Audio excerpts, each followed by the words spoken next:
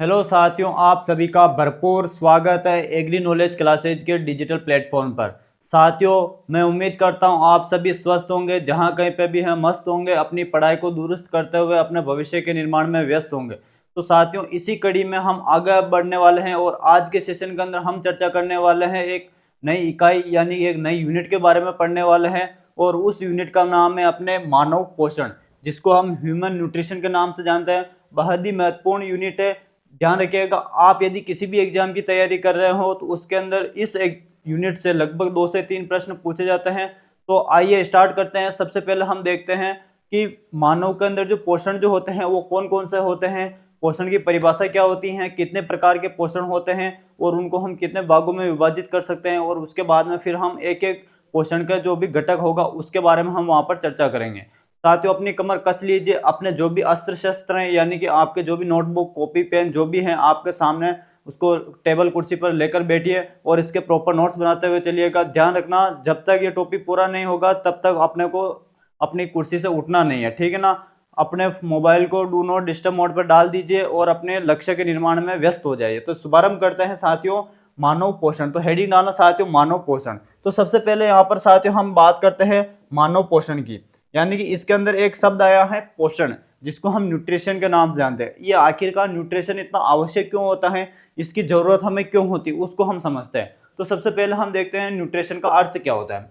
Nutrition का यहाँ पर मैं शाब्दिक अर्थ की बात करूं साथियों, तो न्यूट्रिशन का शाब्दिक अर्थ होता है किसी भी जीव को, ध्यान से सुनना, किसी भी जीव को जीवित रहने के लिए या फिर उस जीव के अंदर जितने भी उपापचय क्रियाएं हो रही हैं उनकी वृद्धि एवं विकास के लिए हमें ऊर्जा की आवश्यकता होती है। और वो जो ऊर्जा जो हमें प्राप्त होती है, उस ऊर्जा के प्राप्ति का जो स्रोत होता है, उस स्रोत को हम पोषण के नाम से जानते हैं। उस स्रोत को हम किस नाम से जानते हैं? पोषण के नाम से जानते हैं। तो इसकी परिभाषा क्या हो जाएगी साथियों? इसकी परिभाषा हो जाएगी, ध्यान से सुनना इसकी परिभाषा, किसी भी जीव को, किसी भी जीव को, किसी भी जीव को अपनी, किसी भी जीव को अपनी वृद्धि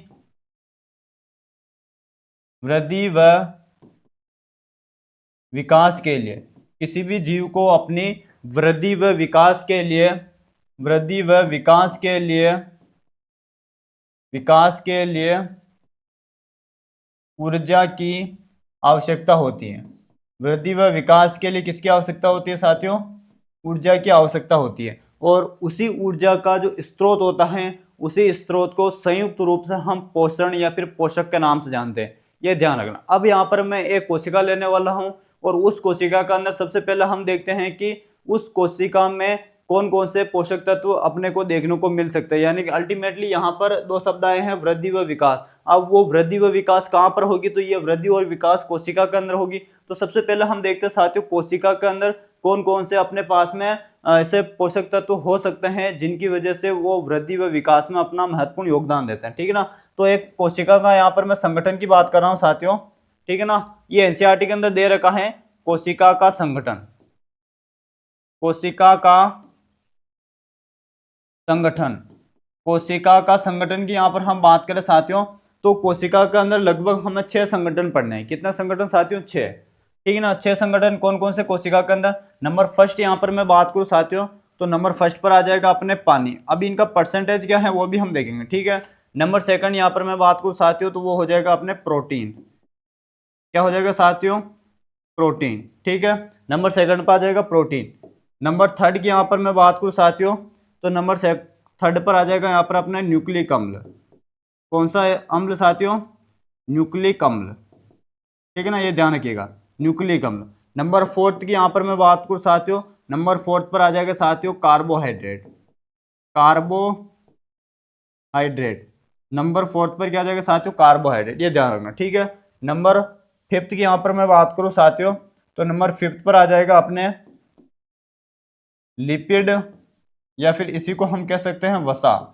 लिपिड या फिर साथियों इसी को हम क्या कह सकते हैं? वसा कह सकते हैं, ठीक है ना, ये ध्यान रखना।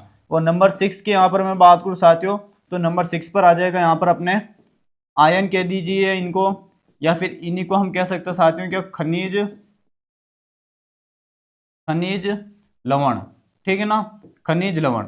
और ये जो आपके सामने जो 6 जो कंपोजिशन लिखे हुए हैं एक कोशिका के, इन सभी 6 कंपोजिशन या फिर 6 संगठन को हम मानव के पोषण के नाम से हम जानते हैं। यानी कि अगर हमें अपने शरीर के या फिर किसी भी जीव को अपने वृद्धि व विकास करना है तो उसके लिए हमें इन 6 चीजों की आवश्यकता होगी। तो यहाँ से अपना एक प्रश्न ये भी कंप्लीट होता है कि किसी भी जीव के अंदर जो पोषण जो होता है वो उस पोषण के अंदर क्या क्या चीज शामिल होती है। तो उसके अंदर अपने को पानी देखने को मिलेगा, प्रोटीन देखने को मिलेगा, न्यूक्लिक अम्ल देखने को मिलेगा, कार्बोहाइड्रेट, लिपिड और खनिज लवण, और इसके साथ में एक देखने को मिलेगा अपने को वहां पर विटामिन। ठीक है ना, ये ध्यान रखना। हालांकि हम थोड़ी देर बाद में इन पोषक तत्वों का भी वर्गीकरण पढ़ेंगे तो वहां पर मैं और अच्छे से बता दूंगा। फिलहाल ये हम देख रहे हैं एक कोशिका के सापेक्ष में देख रहे हैं कि एक कोशिका के अंदर कौन कौन से पदार्थ अपने को अधिक मात्रा में देखने को मिलते हैं जो वृद्धि व विकास में महत्वपूर्ण भूमिका निभाते हैं। तो सबसे ज्यादा जो देखने को मिलता है वो देखने को मिलता है साथियों पानी, और ये कितना परसेंटेज होता है तो लगभग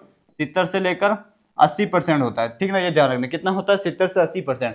प्रोटीन की बात करूं तो प्रोटीन होता है लगभग साथियों 10 से 15%। कितना होता है साथियों 10 से 15%। न्यूक्लिक एसिड जो होता है ये लगभग होता है साथियों 5 से 7%। ठीक है ना, 5 से 7%। कार्बोहाइड्रेट जो होता है ये लगभग होता है 3%। कितना साथियों 3% के आसपास होता है। और लिपिड व वसा जो होता है ये होता है अपने लगभग 2%। और आयन और जो खनिज जो लवण होते हैं ये होते हैं लगभग 1%। अब हम इनको याद कैसे रखेंगे तो ध्यान से देखना, एक चीज याद रखनी है आपको, उसके बाद में सब चीज ऑटोमेटिक से याद होगी। इधर देखिए सभी, सबसे पहले देखिए पानी। पानी को देखिए, पानी कितना होता है 70 से 80% होता है। ये तो हम सभी एक चीज तो याद रख सकते हैं। अब आपको क्या करना है, पानी जो है इसका पहला जो शब्द है पा, ये लेना है। और पा से क्या हो जाएगा, यानी कि पै से हो जाएगा यहाँ पर प्रोटीन। ध्यान से सुनना, पै से क्या हो जाएगा प्रोटीन। और प्रोटीन कितना होता है 10 से 15%। और प्रोटीन के पीछे क्या आ रहा है साथियों, न आ रहा है। क्या आ रहा है, न आ रहा है। तो इससे क्या हो जाएगा न्यूक्लिक अम्ल। क्या हो जाएगा न्यूक्लिक अम्ल कितना होता है 5 से 7%।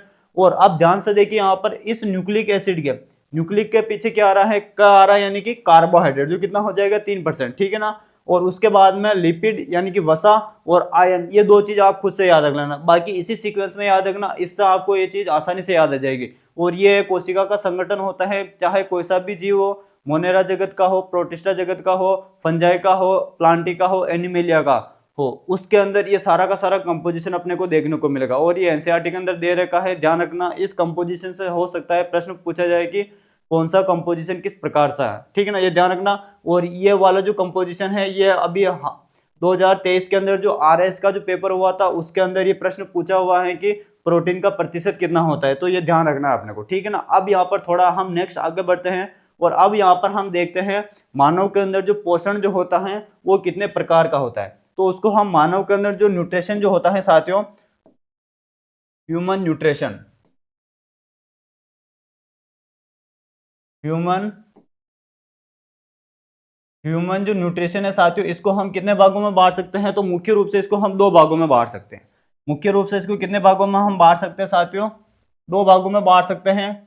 कौन कौन से, एक तो इसको हम बांट सकते हैं मैक्रो मैक्रो न्यूट्रिएंट, और एक हो जाएगा यहाँ पर अपने माइक्रो न्यूट्रिएंट। ठीक है ना, मैक्रो और माइक्रो ये ध्यान रखना। यानी कि इसको हम हिंदी के अंदर बोलेंगे वृहद पोषक तत्व, या फिर और इसको हम बोलेंगे सूक्ष्म पोषक तत्व के नाम से जानते हैं। ठीक है ना। अब वृहद पोषक तत्व कौन कौन से होते हैं तो इसके अंदर ध्यान रखना, वृहद पोषक तत्व 3 प्रकार के होते हैं। वृहद पोषक तत्व 3 प्रकार के होते हैं जिनसे अपना पूरा का पूरा शरीर मिलकर बना होता है, ये ध्यान रखना। ठीक है ना। इसमें सबसे पहला आ जाएगा कार्बोहाइड्रेट, कार्बोहाइड्रेट। इसके अंदर नंबर फर्स्ट जो आ जाएगा साथियों वो कौन आ जाएगा, कार्बोहाइड्रेट। नंबर सेकंड पर आ जाएगा यहाँ पर अपने वसा, और नंबर थर्ड पर आ जाएगा साथियों यहाँ पर अपने प्रोटीन। नंबर थर्ड पर क्या आ जाएगा साथियों, प्रोटीन। कार्बोहाइड्रेट, प्रोटीन और वसा, इन तीनों को संयुक्त रूप से हम किस नाम से जानते हैं तो इन तीनों को हम संयुक्त रूप से मैक्रो न्यूट्रिएंट के नाम से जानते हैं। और इन तीनों के बारे में एक बात ध्यान रखना, इन तीनों से ही हमें ऊर्जा प्राप्त होती है। इन तीनों से ही हमें क्या प्राप्त होती है, ऊर्जा प्राप्त होती है।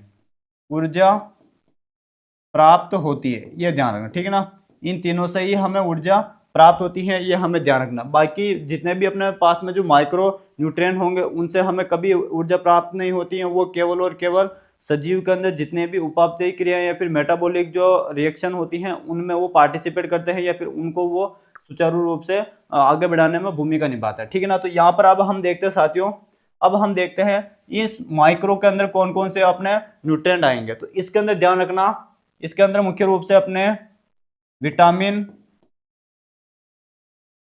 इसके अंदर विटामिन हो गया, ठीक है, खनिज लवण, खनिज लवण, ये दो चीज आती है, ठीक है ना, विटामिन खनिज लवण ये दो चीज आती है। लेकिन इसमें दो मेरी तरफ से और ऐड कर लेना, हालांकि होते तो ये 5 ही होते हैं, लेकिन दो मेरी तरफ से और ऐड कर लेना, ठीक है ना। इसमें आपको ऐड करना है, कौन कौन से ऐड करना है, तो इसके अंदर आपको ऐड करना है एक तो खाद्य रंग, एक तो आपको खाद्य रंग ऐड करना है, और एक आपको ऐड करना है खाद्य परिरक्षक, परिरक्षक, ठीक है ना, ये दोनों ऐड करने हैं। क्योंकि वर्तमान परिदृश्य में हम देखें साथियों, तो इन दोनों का जो चलन है हमारे पोषक के अंदर, यानी कि जो भी हम भोज्य पदार्थ ग्रहण करते हैं, चाहे वो किसी भी प्रकार का हो, चाहे वो डाइट फ्रूट हो, कोई सा भी हो, कोई सा भी यदि हम भोज्य पदार्थ ग्रहण कर रहे हैं, तो वर्तमान परिदृश्य में इनका जो चलन है वो बहुत ज्यादा बड़ा है। खाद्य रंग का शाब्दिक अर्थ होता है कि हम जो भी भोज्य पदार्थ ग्रहण कर रहे हैं उसके अंदर वो जो भोज्य पदार्थ है वो किस रंग का दिखाई दे रहा है। यदि मैं बात करूं साथियों, तो हमें जनरली जो अपने पास में नारंगी जो रंग होता है उस कलर की जो मिठाइयाँ होती हैं या फिर भोज्य पदार्थ होते हैं वो हम अधिक प्रिय होते हैं, तो वो एक तरह का खाद्य रंग हो जाएगा, ठीक है ना। अगर कोई हमें लाल रंग की मिठाई दिखाई दे रही है या कोई फ्रूट दिखाई दे रहा है तो वो एक तरह का खाद्य रंग हो जाएगा, ठीक है ना, ये ध्यान रखना। और खाद्य परिरक्षक यानी कि ऐसे कौन कौन से रसायन होते हैं या फिर ऐसे कौन कौन से कार्बनिक पदार्थ होते हैं जिनका उपयोग करके हम भोज्य पदार्थों को लंबे समय तक सुरक्षित रख सकते हैं। तो वर्तमान में इन दोनों का जो प्रयोग है वो इन तीनों के ऊपर, ये जो दोनों है ना साथियों, इन दोनों का जो प्रयोग है वो वर्तमान में इन तीनों के ऊपर बढ़ा है। यानी कि कार्बोहाइड्रेट, वसा और प्रोटीन से बनी हुई जो भी अपने पास में खाद्य पदार्थ आते हैं उनको हम लंबे समय तक किस प्रकार से परिरक्षित या प्रिजर्व रख सकते हैं, तो उसके लिए हमें खाद्य परिरक्षक पदार्थ पढ़ने पड़ेंगे। और इनसे भी कई बार एग्जाम के अंदर प्रश्न पूछा जाता है, ठीक है ना। तो अपने अध्ययन के जो मुख्य रूप से जो बिंदु रहेंगे ह्यूमन न्यूट्रिशन के अंदर वो रहेगा सबसे पहले कार्बोहाइड्रेट, फिर वसा, फिर प्रोटीन, फिर हम विटामिन के बारे में देखेंगे, फिर हम खनिज लवण, फिर यहाँ पर खाद्य रंग, और फिर लास्ट में हम खाद्य परिरक्षक के बारे में देखेंगे। तो ये अल्टीमेटली हमें 7 चीजों के बारे में देखना है। और लास्ट में एक और हम सबसे लास्ट में देखेंगे, और वो देखेंगे किसके बारे में साथियों, जल के बारे में। किसके बारे में साथियों, जल के बारे में। क्योंकि अगर हमें शरीर के अंदर इन सभी भोज्य पदार्थों को एक स्थान से दूसरे स्थान पर पहुंचाना है, यानी कि हमने जैसे ही भोजन मुंह के माध्यम से ग्रहण किया, अगर उस भोजन को हमें अपने हाथ तक, अपने मस्तिष्क तक, या फिर अपने पांव की जो छोटी उंगली है वहां तक पहुंचाना है, तो उस भोजन को पहुंचाने के लिए या फिर उस भोजन के अवयव को पहुंचाने के लिए हमें जल की आवश्यकता होगी। और वो जो जल होगा वो किसमें घुला होगा, रक्त के अंदर घुला होगा। और हम सभी जानते हैं रक्त के अंदर लगभग 55% के आसपास जल होता है, तो वो जल रक्त में घुला होता है। और कोशिका के अंदर अभी हमने देखा है कोशिका के अंदर लगभग 70 से 80% के आसपास जल होता है। और यही जल जो होता है ये कार्बोहाइड्रेट को अपने अंदर घुलाएगा, वसा के कुछ अंश को घुलाएगा, या फिर पानी जो होगा वो वसा के फॉर्मेट में परिवर्तित हो जाएगा और प्रोटीन में घुल जाएगा। और इन सभी को क्या करेगा, वो एक स्थान से दूसरे स्थान पर परिवहन करने का काम करेगा। और सबसे लास्ट में हम जल के बारे में पढ़ेंगे, ठीक है ना। तो ये सभी के सभी जो आपके सामने लिखे हैं 5-7 बिंदु जो हमको पढ़ना है, और जब हम ये सारा कवर कर लेंगे तब समझ लीजिएगा अपना जो ह्यूमन न्यूट्रिशन वाला जो टॉपिक है वो यहाँ पर समाप्त हो जाएगा, ठीक है ना। तो अब प्रॉपरली हेडिंग डाल देना साथियों। सबसे पहला जो अपने पास में न्यूट्रिएंट आता है उसका नाम क्या हो जाएगा साथियों, यहाँ पर अपने कार्बोहाइड्रेट। तो बिना किसी देरी के हम शुरुआत करते हैं कार्बोहाइड्रेट, और अपने साथियों के साथ में भी से अधिक शेयर कीजिएगा और इसके प्रॉपर नोट्स बनाते हुए चलिएगा। किसी भी एग्जाम की तैयारी कर रहे हो प्रॉपरली एक बार नोट्स बनाने हैं, बार बार नोट्स नहीं बनाने हैं, ठीक है ना। तो हेडिंग डालना साथियों इसके अंदर कार्बोहाइड्रेट, हेडिंग डालना साथियों कार्बोहाइड्रेट,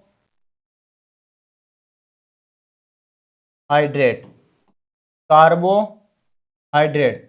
कार्बोहाइड्रेट के साथ ही यहाँ पर हम चर्चा करते हैं। तो सबसे पहले यहाँ पर हम देखते हैं कि इस कार्बोहाइड्रेट का अर्थ क्या होता है।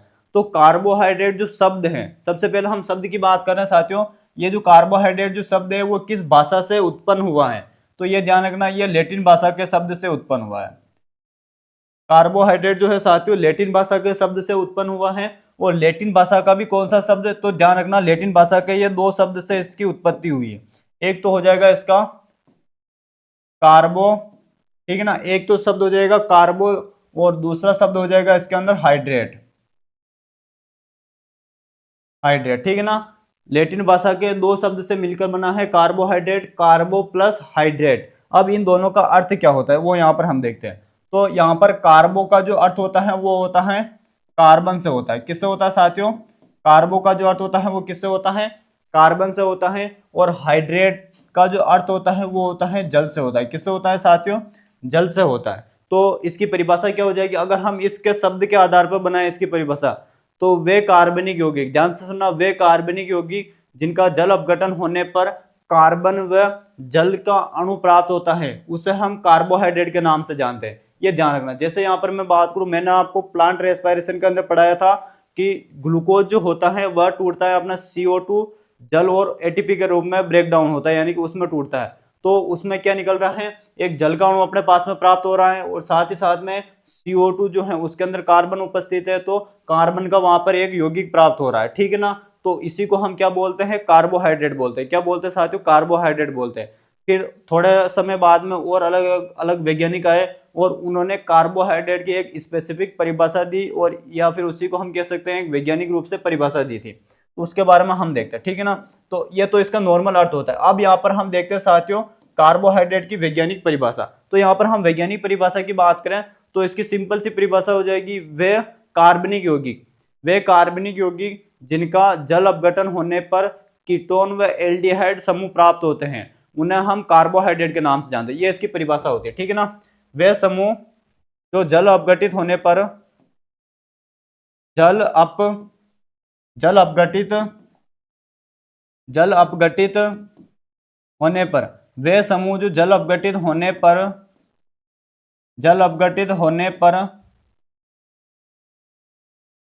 कीटोन व एल्डिहाइड समूह देते हैं। वे समूह जो जल अपघटित होने पर कीटोन व एल्डिहाइड समूह देते हैं, कीटोन व एल्डिहाइड समूह देते हैं, क्या कहलाता है साथियों? कार्बोहाइड्रेट कहलाते हैं। कार्बोहाइड्रेट कहलाते हैं। क्या कहलाता है साथियों? वह कार्बोहाइड्रेट कहलाते हैं, जो आपको ध्यान रखना, ठीक है ना। ये इसकी परिभाषा होती है। अब यहाँ पर दो शब्द आए हैं, एक तो आया है अपने पास में कीटोन और एक आया है एल्डिहाइड। तो इन दोनों का मैं फॉर्मूला बता देता हूँ, कीटोन क्या होता है और एल्डिहाइड क्या होता है, ठीक है ना। कीटोन की यहाँ पर हम बात करें साथियों, इसकी कीटोन की यहाँ पर हम बात करें साथियों, तो कीटोन का जो फॉर्मूला होता है वो होता है यहाँ पर अपने कीटोन का जो फॉर्मूला होता है साथियों वो इस प्रकार का होता है, ठीक है ना। ये ध्यान रखना, ये एक तरह से कह दीजिए कीटोन की ये संरचना होती है जो अपने को ध्यान रखना, ठीक है ना। और एल्डिहाइड की यहाँ पर मैं बात करूं साथियों, एल्डिहाइड, तो एल्डिहाइड के अंदर जो सूत्र होता है वो होता है CHO होता है। क्या होता है साथियों? CHO होता है, जो थोड़ा आपको ध्यान रखना, ठीक है ना। ये इस तरह से कीटोन की ये संरचना होती है जो अपने को थोड़ा पता होना चाहिए, ठीक है ना। ये कीटोन का इस तरह से स्ट्रक्चर बनकर आता है और एल्डिहाइड का जो स्ट्रक्चर होता है वो इस तरह का बनकर आता है। अपने को इनकी संरचना नहीं देखनी है। किसी भी प्रतियोगी परीक्षा के अंदर अगर आप कॉम्पिटिटिव एग्जाम की तैयारी कर रहे हो तो उसके अंदर संरचना कभी नहीं पूछी जाती, ध्यान रखना, संरचना कभी नहीं पूछी जाती है। ज्यादातर जो क्वेश्चन पूछे जाते हैं वो अंदर से पूछे जाते हैं कि किस पोषक तत्व की कमी से क्या रोग उत्पन्न हो सकता है, या फिर कौन सा पोषक तत्व का क्या स्रोत होता है। यानी कि जैसे हम बात करें कार्बोहाइड्रेट, तो कार्बोहाइड्रेट भी हम कई प्रकार के पढ़ेंगे, तो उनको हम कहाँ से प्राप्त कर सकते हैं उनसे पूछा जाता है। संरचना कभी नहीं पूछी जाती है, तो संरचना पर हम अपना ध्यान केंद्रित नहीं करेंगे। हम मुख्य रूप से उन्हीं बिंदुओं पर फोकस करेंगे जिनसे एग्जाम में प्रबल रूप से क्वेश्चन आने की संभावना रहती है, ठीक है ना। तो यहाँ पर अभी तक हमने जो देखा उनको हम एक बार फिर देख लेते हैं। कार्बोहाइड्रेट क्या होता है? तो इनकी उत्पत्ति लैटिन भाषा के शब्द से हुई है, ठीक है ना, कार्बो और हाइड्रेट से। कार्बो का अर्थ होता है कार्बन, हाइड्रेट का अर्थ होता है जल। और कार्बोहाइड्रेट की वैज्ञानिक परिभाषा के रूप में बात कर साथियों, तो ऐसे अणु जिनका जल अपघटन होने पर कीटोन व एल्डिहाइड समूह प्राप्त होते हैं उन्हें हम बोलते हैं कार्बोहाइड्रेट के नाम से जानते हैं। उन्हें हम क्या कहते हैं? कार्बोहाइड्रेट के नाम से जानते हैं, ठीक है ना। अब यहाँ पर हम इस कार्बोहाइड्रेट से संबंधित कुछ 2-3 पॉइंट देखते हैं जो अपने परीक्षा की दृष्टि से महत्वपूर्ण है, ठीक है ना। सबसे पहला यहाँ पर हम पॉइंट की बात करें साथियों, सबसे हम पहला पॉइंट की बात करें तो ध्यान से सुनना। कार्बोहाइड्रेट जो है सबसे कार्बोहाइड्रेट के बारे में ध्यान रखना, सबसे पहले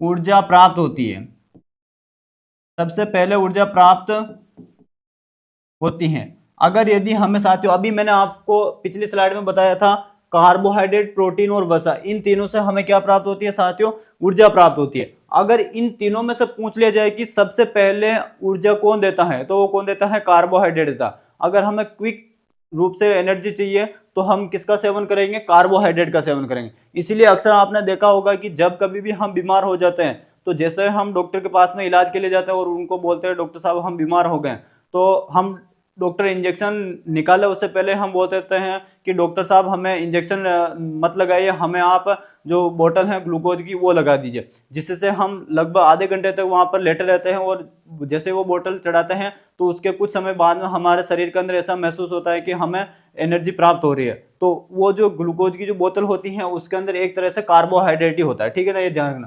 तो सबसे पहले जो ऊर्जा जो हमें प्राप्त होती है वो किससे प्राप्त होती है? कार्बोहाइड्रेट से प्राप्त होती है। नंबर सेकंड, यहाँ पर मैं पॉइंट की बात करूं तो ध्यान से सुनना, कार्बोहाइड्रेट है जो, कार्बोहाइड्रेट जो है पृथ्वी पर, ध्यान से सुनना, पृथ्वी पर सर्वाधिक मात्रा में मिलने वाला कार्बनिक यौगिक है। कार्बोहाइड्रेट पृथ्वी पर सर्वाधिक मात्रा में मिलने वाला कार्बनिक यौगिक है, ये ध्यान रखना, ठीक है ना।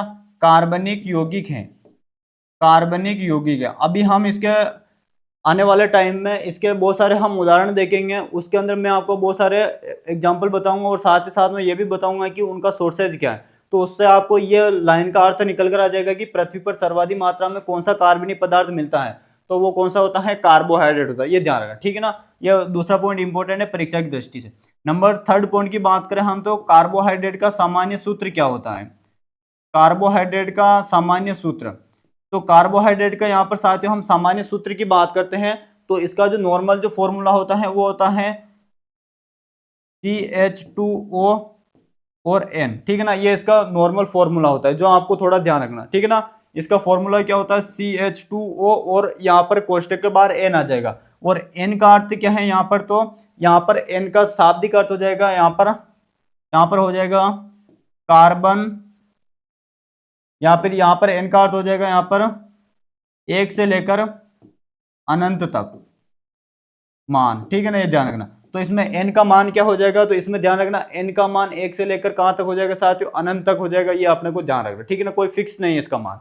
नेक्स्ट वन यहाँ पर मैं बात करूं साथियों, तो इसके अंदर ध्यान रखना, कार्बोहाइड्रेट के अंदर ध्यान रखना, 1 ग्राम कार्बोहाइड्रेट से, 1 ग्राम कार्बोहाइड्रेट से कितनी ऊर्जा अपने को मिलती है? ये भी इंपॉर्टेंट है, ये भी कई बार एग्जाम के अंदर प्रश्न पूछा जाता है। तो 1 ग्राम कार्बोहाइड्रेट से हमें लगभग 4.2 किलो कैलोरी ऊर्जा प्रति ग्राम प्राप्त होती है, जो आपको ध्यान रखना, ठीक है ना। यानी कि 1 ग्राम यदि हम कार्बोहाइड्रेट लेते हैं, कोई सा भी कार्बोहाइड्रेट लीजिए 1 ग्राम, तो उससे हमें लगभग 4.2 किलो कैलोरी एनर्जी प्राप्त होती है, ये हमें ध्यान रखना। ये चारों पॉइंट इंपोर्टेंट है परीक्षा की दृष्टि से, ध्यान रखना। एग्जाम के अंदर इनसे कई बार प्रश्न पूछ लिए जाते हैं या फिर ऑप्शन के रूप में ये दे दिए जाते हैं, ठीक है ना, स्टेटमेंट में दे दिए जाते हैं और हमें सही ऑप्शन का चयन करना रहता है, ठीक है ना। तो अभी तक हमने केवल और केवल कार्बोहाइड्रेट का सामान्य परिचय देखा है। अब यहाँ पर हम थोड़ा आगे चलते हैं, अब यहाँ पर हम कार्बोहाइड्रेट का जो वर्गीकरण होता है उस पर यहाँ पर प्रकाश डालने का प्रयास करते हैं। तो अगली हेडिंग डालना साथियों, कार्बोहाइड्रेट का वर्गीकरण। अगली हेडिंग डालना साथियों यहाँ पर इसके अंदर कार्बोहाइड्रेट का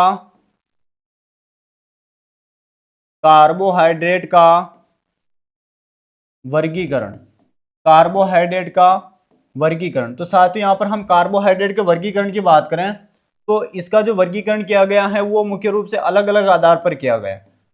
इसका जो वर्गीकरण किया गया है वो साथियों अलग अलग आधार पर किया गया है। किस किस आधार पर किया गया है? तो इसका वर्गीकरण हमें मुख्य रूप से 2 आधार पर देखना है। एक तो हम यहाँ पर देखेंगे जल अपघटन के आधार पर और एक हम देखेंगे यहाँ पर कार्बन की संख्या के आधार पर, ठीक है ना। तो एक तो इसका जो वर्गीकरण होगा वो किसके आधार पर होगा साथियों? जल अपघटन के आधार पर, ठीक है ना। किसके आधार पर होगा साथियों? जल अपघटन के आधार पर। एक तो हमको इसका वर्गीकरण देखना साथियों जल अपघटन के आधार पर, और दूसरा वर्गीकरण हमको देखना है यहाँ पर शर्करा की संख्या के आधार पर, शर्करा की संख्या के आधार पर वर्गीकरण, शर्करा की संख्या के आधार पर वर्गीकरण। तो ये 2 वर्गीकरण हमको देखना है। एक तो देखना है किसके आधार पर, जल अपघटन, और दूसरा देखना है किसकी संख्या के आधार पर, शर्करा की संख्या के आधार पर। इन दो वर्गीकरण के बारे में हमको देखना, और इन दोनों में से भी जो सबसे महत्वपूर्ण अपने लिए जो वर्गीकरण है वो हो जाएगा ये सेकंड वाला, ठीक है ना, ये ध्यान रखना। शर्करा की संख्या के आधार पर जो वर्गीकरण है अक्सर ये एग्जाम के अंदर पूछा जाता है। तो सबसे पहले हम देखते हैं शर्करा की संख्या के आधार पर वर्गीकरण। तो यहाँ पर मैं एक टेबल बना रहा हूं, आप भी एक टेबल बना लेना, उससे अपना काम चल जाएगा, ठीक है ना। यहाँ पर मैं एक छोटी सी टेबल बना रहा हूं, ठीक है ना। आप भी इस तरह से आपकी कॉपी के अंदर एक टेबल बना लेना और इसके 3 कॉलम कर लेना। इस टेबल के कितने कॉलम करने हैं साथियों अपने को, 3, ठीक है ना। ये 3 कॉलम बना लेना, ठीक है ना। ये 3 कॉलम इस तरह से बना लेना, और इनका यहाँ पर अब हम नामकरण कर देते हैं। इनका यदि हम नामकरण की बात करें साथियों, तो इनके यहाँ पर नामकरण में आ जाएगा सबसे पहला, इधर तो आ जाएगा अपने साथियों गुणधर्म। क्या आ जाएगा साथियों, गुणधर्म, ठीक है ना। क्या आ जाएगा साथियों, गुणधर्म आ जाएगा, ठीक है ना। और इधर आ जाएगा यहाँ पर अपने अपचायक शर्करा, अपचायक शर्करा, ठीक है ना। कौन सी शर्करा, अपचायक शर्करा, ठीक है ना। और अपचायक शर्करा को हम इंग्लिश में बोलते हैं रेड्यूसिंग, रेड्यूसिंग शुगर, ठीक है ना, ये ध्यान रखना। अब ये रिड्यूसिंग शुगर और दूसरी जो टाइप आता है वो आता है यहाँ पर अनअपचायक शर्करा। कौन सी साथियों, अनअपचायक शर्करा, अनअपचायक शर्करा, ठीक है ना। और इसको इंग्लिश में हम बोलते हैं साथियों non reducing, non reducing sugar, non reducing sugar के नाम से इसको हम जानते हैं। अब ये दोनों क्या होती हैं उसको हम समझते हैं, ठीक है ना। ये दोनों क्या होता है इसको हम यहाँ पर समझते हैं साथियों। ये दोनों क्या होती है इसको हम अच्छे से समझते हैं यहाँ पर।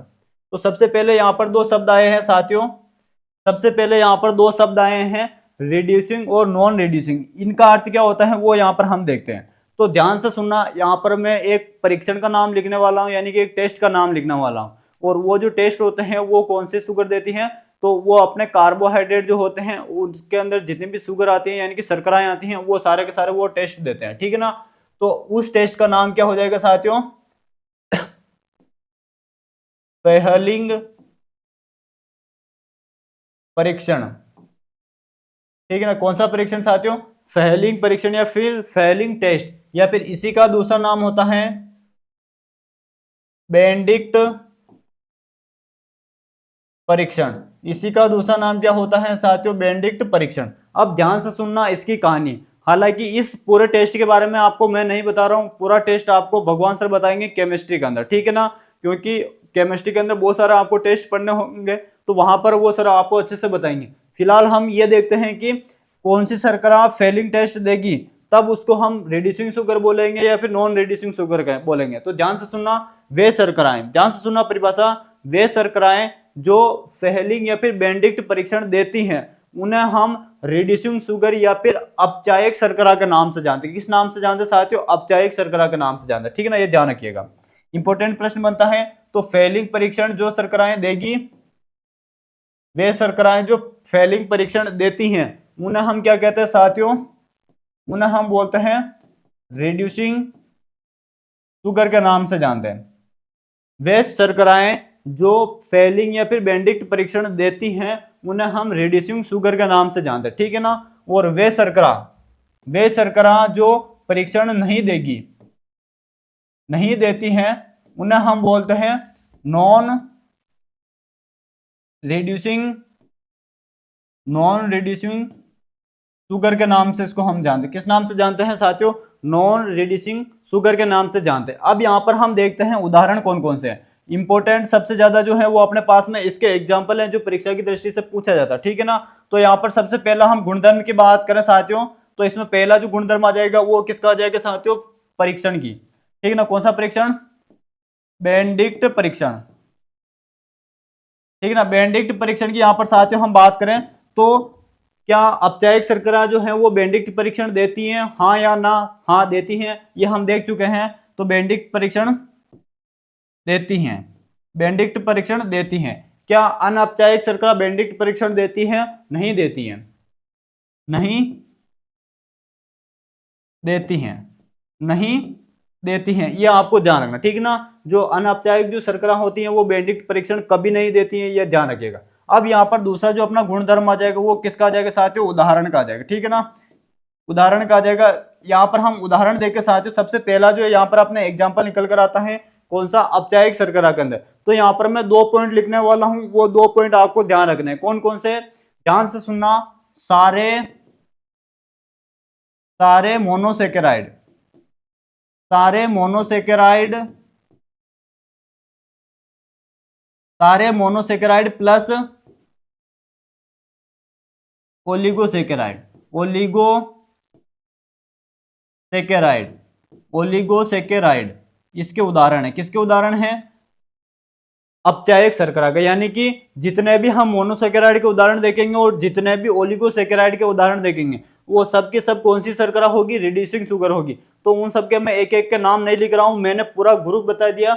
अब नेक्स्ट क्लास के अंदर हम इन ग्रुप के बारे में पढ़ेंगे कि मोनोसेकेराइड क्या होता है साथियों, ओलिगोसेकेराइड क्या होता है, उन सब के बारे में पढ़ेंगे। तो वहां जो उदाहरण लिखाऊंगा ना वो उदाहरण यहाँ पर भी आपको लिखना है, ठीक है ना। तो 2-2 बार हम एक एक चीज को नहीं लिखेंगे। तो ये ध्यान रखना सारे मोनोसेकेराइड और ओलिगोसेकेराइड इसके उदाहरण हैं, जो आपको ध्यान रखना, ठीक है ना, उदाहरण है, ठीक है ना, ये ध्यान रखना है। ठीक है, यहां तक आया समझ में। अब यहां पर हम आगे चलते हैं किसके अंदर, अनौपचारिक शर्करा के अंदर। किसके अंदर चलते हैं साथियों, अनौपचारिक शर्करा के अंदर। इसके अंदर ध्यान रखना, इसके जो उदाहरण हो जाएंगे सारे पॉलीसेकेराइड, सारे पॉलीसेकेराइड, सारे पॉलीसेकेराइड, सारे पॉलीसेकेराइड इसके उदाहरण हैं, ठीक है ना, ये ध्यान रखना। जितने भी अपने पास में पॉलीसेकेराइड हैं, जैसे यहाँ पर मैं एक दो के नाम बताता हूँ आपको, स्टार्च हो गया, ग्लाइकोजन हो गया, सेलुलोज हो गया, हेमीसेलुलोज हो गया, काइटिन हो गया, पेक्टिन हो गया, ये जितने भी मैंने नाम बताए हैं सब के सब पॉलीसेकेराइड होते हैं। सबके बारे में हम पढ़ेंगे, चिंता मत कीजिए। जैसे मैं पढ़ाते जा रहा हूँ और जैसे यहाँ पर मैं आपको नोट्स के रूप में या फॉर्मेट के रूप में बताते जा रहा हूँ, वैसे आप अपनी नोटबुक में एज इट इज उतारते रहिएगा, ज्यादा दिमाग मत लगाइएगा। मैं एनसीईआरटी को आधार मानकर चल रहा हूँ, एनसीईआरटी से एक भी क्वेश्चन बाहर नहीं जाएगा, ध्यान रखना। और मैं उसी को आधार मानकर चल रहा हूँ और ये सारे के सारे जो पॉइंट है वो अपने एनसीईआरटी के अंदर दे रखा है, ये ध्यान रखना, ठीक है ना। अब यहाँ पर मैं नीचे जो नोट डालकर जो पॉइंट लिखने वाला हूँ वो सबसे महत्वपूर्ण है अपने लिए, और वो क्या हो जाएगा, तो वो हो जाएगा नोट।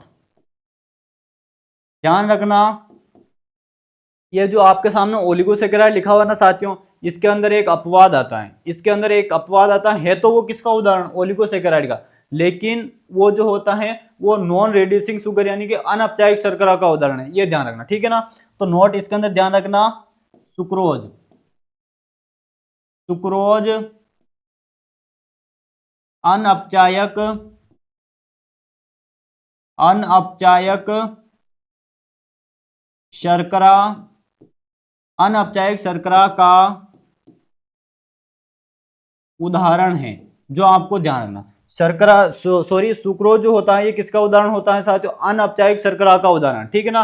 तो सारे पॉलीसेकेराइड इसके उदाहरण है, प्लस इसके अंदर ऐड क्या करोगे आप, सुक्रोज, प्लस इसके अंदर ऐड क्या करोगे साथियों, सुक्रोज, जो आपको ध्यान रखना, ठीक है ना। और इस टेबल के ऊपर आपको 10 स्टार लगाने हैं। कितने स्टार लगाओगे साथियों, 10 स्टार, ठीक है ना, ये ध्यान रखना। अक्सर एग्जाम के अंदर जो प्रश्न पूछा जाता है साथियों, ध्यान से सुनना, अक्सर जो एग्जाम के अंदर प्रश्न पूछा जाता है वो इस सुक्रोज से पूछा जाता है। और प्रश्न कैसे पूछा जाता है, इससे 2 प्रश्न बनते हैं। पहला कि सुक्रोज या फिर ऐसा कौन सा उदाहरण है जो अनौपचारिक शर्करा या फिर रिड्यूसिंग शुगर का उदाहरण नहीं है। ध्यान से सुनना, ऐसी कौन सी शुगर है जो औपचारिक शर्करा का उदाहरण नहीं है, तो उस केस में आपको सुक्रोज मिल जाएगा, ठीक है, वो टिक करके आना। या फिर इसी प्रश्न को थोड़ा घुमा देंगे, आपको सुक्रोज जो है अभी तक तो ऑप्शन के अंदर दिया जा रहा था, अब आपको सुक्रोज जो है वो क्वेश्चन के अंदर दे दिया जाएगा और प्रश्न पूछा जाएगा कि सुक्रोज के अतिरिक्त, प्रश्न को ध्यान से सुनना साथियों, सुक्रोज के अतिरिक्त ऐसा कौन सा उदाहरण है जो औपचारिक शर्करा के अंतर्गत नहीं आता है। ध्यान से सुनना, ऐसा कौन सा उदाहरण है सुक्रोज के अतिरिक्त जो औपचारिक शर्करा के अंतर्गत नहीं आता है। तो कौन नहीं आते हैं अपने पास में, सारे के सारे पॉलीसेकेराइड। तो उस केस में आपको वहां पर सेलुलोज हो सकता है मिल जाएगा, या फिर ग्लाइकोजन या फिर स्टार्च, इन तीनों में से वहां पर कोई ना कोई एक मिल जाएगा, ठीक है ना, ये ध्यान रखना। हालांकि पॉलीसेकेराइड बहुत से प्रकार के होते हैं, होमोपॉलीसेकेराइड अलग होते हैं, हेटेरोपॉलीसेकेराइड अलग होते हैं, उनके बारे में हम जब पॉलीसेकेराइड पढ़ेंगे तब वहां पर मैं अच्छे से बता दूंगा, ठीक है ना। तो अभी तक जो हमने वर्गीकरण देखा है वो किसके आधार पर देखा है साथियों, इसके आधार पर देखा है शर्करा की संख्या के आधार पर। अब हम देखते हैं साथियों जल अपघटन के आधार पर कार्बोहाइड्रेट का वर्गीकरण देखते हैं। तो अगली हेडिंग डालना साथियों, जल अपघटन के आधार पर वर्गीकरण। अगली हेडिंग डालना साथियों, जल अपघटन, जल अपघटन के आधार पर, किसके आधार पर साथियों, जल अपघटन के आधार पर, जल अपघटन के आधार पर कार्बोहाइड्रेट का वर्गीकरण। तो यहां पर हम साथियों जल अपघटन के आधार पर कार्बोहाइड्रेट का यदि वर्गीकरण करें तो जल अपघटन के आधार पर कार्बोहाइड्रेट को 3 भागों में विभक्त किया जाता है। कितने भागों में साथियों, 3 भागों में विभक्त किया जाता है। तो यहां पर भी हम एक टेबल बनाएंगे, उस टेबल के अकॉर्डिंग हम यहाँ पर काम करेंगे, ठीक है ना। यहाँ पर भी हम एक टेबल बनाएंगे साथियों, ये टेबल बना लेना साथियों इस तरह से आप भी, ठीक है ना, इस तरह से एक टेबल बना लेना। और इस टेबल के आपको 4 हिस्से करने। कितने हिस्से करोगे साथियों, 4 हिस्से करोगे आप, ठीक है ना। ये किए हमने 4 हिस्से। पहला हिस्सा, ठीक है, ये हो जाएगा दूसरा हिस्सा, ठीक है ना। इस तरह से इसके 4 हिस्से कर लेना साथियों। और ये हो जाएगा दूसरा हिस्सा, ये तीसरा, और ये हो जाएगा चौथा, ठीक है ना। तो ये इस तरह से आप 4 हिस्से कर लेना। अब यहां पर हम बात करते हैं साथियों, अब यहां पर हम नेक्स्ट वन बात करते हैं यहां पर, अब यहां पर हम नेक्स्ट वन बात करते हैं कि इस जल अपघटन के आधार पर इस कार्बोहाइड्रेट को कितने भागों में हम विभक्त कर सकते हैं। इस जल अपघटन के आधार पर कार्बोहाइड्रेट को हम कितने आधार पर विभक्त कर सकते हैं। तो इस कॉलम में तो आ जाएगा अपने गुणधर्म आ जाएगा। क्या आ जाएगा साथियों, गुणधर्म आ जाएगा। इस कॉलम में तो क्या आ जाएगा अपने गुणधर्म आ जाएगा, ठीक है, ये ध्यान रखना। दूसरा जो कॉलम है इसके अंदर आएगा अपने कार्बोहाइड्रेट को हम जल अपघटन के आधार पर 3 भागों में विभक्त कर सकते हैं। पहला जो आता है उदाहरण वो आ जाएगा यहाँ पर अपने मोनोसेकेराइड, मोनोसेकेराइड। पहला जो उदाहरण आएगा साथियों कौन सा आ जाएगा यहाँ पर अपने मोनोसेकेराइड। पहला कौन सा आएगा, मोनोसेकेराइड। दूसरा आ जाएगा यहाँ पर अपने ओलिगोसेकेराइड। सेकंड कौन सा आ जाएगा साथियों यहाँ पर अपने ओलिगोसेकेराइड। सेकंड आ जाएगा ओलिगोसेकेराइड। थर्ड वन आ जाएगा यहाँ पर अपने पॉलीसेकेराइड। थर्ड वन कौन सा आ जाएगा साथियों यहाँ पर अपने पॉलीसेकेराइड। तो जल अपघटन के आधार पर कार्बोहाइड्रेट को 3 भागों में विभक्त किया जाता है। पहला मोनोसेकेराइड, दूसरा ओलिगोसेकेराइड, तीसरा हो जाएगा अपने यहाँ पर पॉलीसेकेराइड। अब इनके अंदर क्या क्या चीजें ध्यान रखनी है वो यहाँ पर हम देखते हैं साथियों, ठीक है ना। तो पहला जो इसके अंदर गुणधर्म आ जाएगा साथियों, और वो क्या आ जाएगा, वो क्या आ जाएगा, जल अपघटन। पहला क्या आ जाएगा साथियों, जल अपघटन। जल अपघटन पर जैसे ही इनका हम जल अपघटन करेंगे साथियों, आंशिक रूप से इनका जब हम जल अपघटन करेंगे तो उस कार्बोहाइड्रेट के अंदर क्या परिवर्तन देखने को मिलेगा, यानी कि कोई भी हमारे पास में कार्बोहाइड्रेट का अणु है उसको हमने क्या किया, जल अपघटन किया, यानी कि हाइड्रोलाइसिस किया उसका। अब उसके बाद में वो जो पर्टिकुलर एक अपने पास में जो बड़ा अणु था कार्बोहाइड्रेट का वो कितने भागों में विभक्त होगा, यानी कि कितने छोटे छोटे अणु में विभक्त होगा, उसके सापेक्ष में ये बात कर रहे हैं। तो जैसे ही हम क्या करते हैं साथियों, जैसे ही हम यहां पर जल का अपघटन करते हैं कार्बोहाइड्रेट का, यानी कि जल अपघटन करते हैं कार्बोहाइड्रेट का, तो मोनोसेकेराइड के अंदर कोई परिवर्तन देखने को नहीं मिलता। तो इसका और अधिक और अधिक और अधिक जल अपघटन और अधिक जल अपघटन नहीं हो सकता, और अधिक इसका जल अपघटन नहीं हो सकता। ये पॉइंट ध्यान रखना, ठीक है। नंबर अगले पॉइंट की यहां पर हम बात करते हैं ओलिगोसेकेराइड के अंदर। तो ओलिगोसेकेराइड की यहां पर हम बात करें साथियों तो इसके अंदर ध्यान रखना, जब हम कार्बोहाइड्रेट का जल अपघटन करेंगे तो उससे जो शर्करा प्राप्त होगी ओलिगोसेकेराइड की, इसके अंदर ध्यान रखना इसका जल अपघटन होने पर 1 से 9 मोनोसेकेराइड की 1 से 9 मोनोसेकेराइड की इकाइयां प्राप्त होगी। 1 से 9 मोनोसेकेराइड की इकाइयां प्राप्त होगी, ये ध्यान रखना, ठीक है ना। मोनोसेकेराइड की इकाइयां अपने को यहां पर प्राप्त होगी, ये ध्यान रखना, ठीक है ना। और थर्ड वन की यहां पर हम बात करते हैं पॉलीसेकेराइड की। तो इसके अंदर ध्यान रखना पॉलीसेकेराइड का जल अपघटन करने पर 10 से अधिक 10 से अधिक 10 से अधिक मोनोसेकेराइड 10 से अधिक मोनोसेकेराइड की इकाइयां प्राप्त होगी ये ध्यान रखना। तो पहला जो अपना पॉइंट आता है इन तीनों के अंदर, जब हमने इन तीनों का जल अपघटन किया तो उस कंडीशन में हमें मोनोसेकेराइड का जब हम जल अपघटन करेंगे तो कोई इससे और छोटा अणु प्राप्त नहीं होगा, यानी कि सबसे सरलतम जो शर्करा होती है वो कौन सी होती है, मोनोसेकेराइड होती है, ये ध्यान रखना, ठीक है। ओलिगोसेकेराइड का जब हम जल अपघटन करेंगे तो 1 से 9 मोनोसेकेराइड की इकाइयां प्राप्त होगी, और जब हम पॉलीसेकेराइड का जल अपघटन करेंगे तो हमें 10 से अधिक मोनोसेकेराइड की इकाइयां प्राप्त होगी। यानी कि इन तीनों पॉइंट से हमें एक बात तो यह पता चली है कि ये जो मोनोसेकेराइड जो होता है इसको हम क्या कह सकते हैं, सबसे सरलतम कार्बोहाइड्रेट। सबसे सरलतम कार्बोहाइड्रेट कौन सा होता है साथियों, तो वो होता है अपने मोनोसेकेराइड। पहला पॉइंट तो इसके अंदर ये ध्यान रखना है आपको मोनोसेकेराइड का। दूसरा यहां पर मैं बात करूं साथियों तो ध्यान रखना मोनोसेकेराइड जो होता है ये अन्य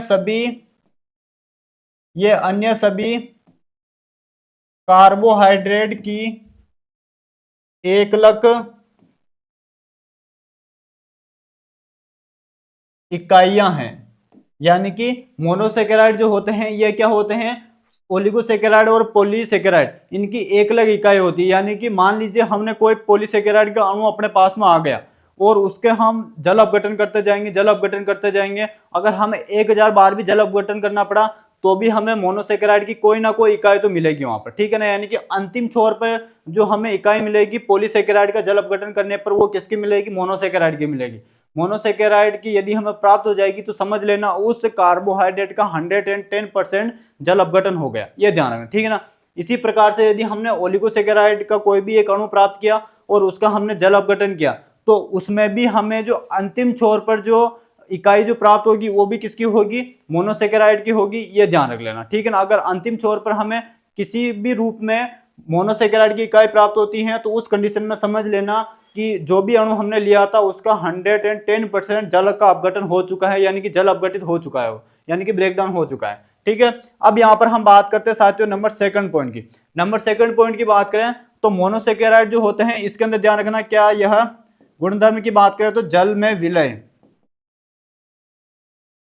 जल में विलयता की बात करें साथियों तो जल के अंदर ध्यान रखना जो अपने पास में मोनो जो सेकेराइड होते हैं यह जल में विलय होते हैं। जल में क्या होते हैं साथियों, विलय होते हैं, ये ध्यान रखना, जल में विलय होते हैं। ओलिगोसेकेराइड की बात करें साथियों तो यह भी ध्यान रखना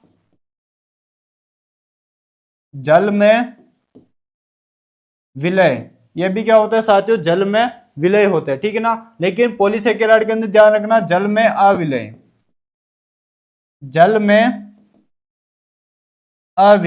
ये ध्यान रखना, ये जल में अविलय होते हैं, ये आपको पता होना चाहिए, ठीक है। थर्ड पॉइंट की यहां पर मैं बात को साथियों स्वाद कैसा होता है, स्वाद में मीठी, तो यहां पर हम इसकी बात करते हैं मोनोसेकेराइड की बात कर साथियों तो ध्यान रखना मोनोसेकेराइड जो होते हैं स्वाद में कैसे होते हैं, मीठे होते हैं। स्वाद में कैसे होते हैं साथियों, मीठे होते हैं। स्वाद में कैसे होते हैं, ये मीठे होते हैं। ओलिगोसेकेराइड जो होते हैं ये भी स्वाद के अंदर ध्यान रखना स्वाद में कुछ मीठे व प्लस कुछ स्वादहीन होते हैं, ये ध्यान रखना, ठीक है ना। इसके अंदर ओलिगोसेकेराइड के अंदर जितनी भी अपने पास में शर्करा आएगी वो उनमें से कुछ तो मीठी होगी और कुछ स्वादहीन होगी, ये ध्यान रखना। और पॉलीसेकेराइड जो होती हैं ये भी ध्यान रखना ये कैसे होते हैं, स्वादहीन होते हैं, ये कैसे होते हैं, स्वादहीन होते हैं, जो आपको ध्यान रखना, ठीक है। अब यहाँ पर हम फोर्थ पॉइंट की बात करें साथियों, फोर्थ पॉइंट आ जाएगा यहाँ पर अपने बंध की बात करें यहां पर तो ध्यान रखना मोनोसेकेराइड के अंदर, ध्यान से सुनना, मोनोसेकेराइड के अंदर कोई बंध नहीं होता है, कोई बंध